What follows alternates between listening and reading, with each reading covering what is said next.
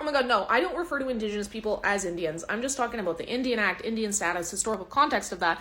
And unfortunately, all that legislation still uses that terminology. But let me know if I shouldn't.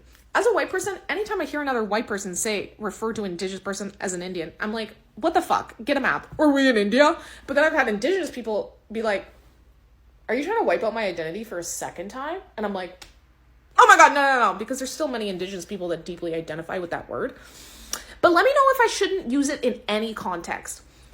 The only thing that feels weird about that to me, not that my feelings fucking matter in the situation, but the Indian Act is racist as fuck. And I think that term kind of exemplifies that situation. Whereas if I were to refer to it as the Indigenous Act, that almost makes it sound like it's inclusive or progressive or a good thing. Which it ain't. It's racist as fuck. So let me know. But I'm also thinking if I swap out Indian for Indigenous in all contexts and maybe say the I word or something like that, like I would the N word. Because I just think about segregation of black people in the States. It wasn't no black people allowed. It was no N words. And it really just exemplifies the shocking level of racism. Whereas, if I were to say, the signs on the bar said no indigenous people allowed, does that hit as hard and make people as aware? I don't fucking know. Y'all tell me. I don't know shit about shit. I'm just learning this shit going. And I know there's a lot of white people who watch my shit that don't fucking know about this either. You know what else I learned recently that rocked my fucking socks?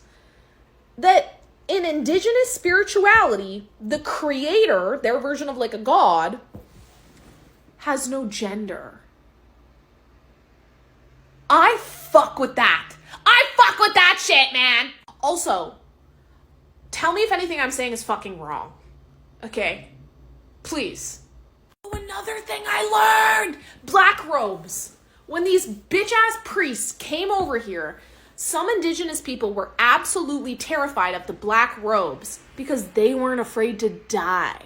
They thought they were fucking crazy because they would be about to kill them. And the priest would just be like, don't care, bro. I'm going to heaven. They wouldn't give a shit. They're like, I don't give a fuck. And they were like, y'all are crazy. Who is this imaginary person you think's about to save you? That was really fascinating to me. And I'm like, I can't imagine.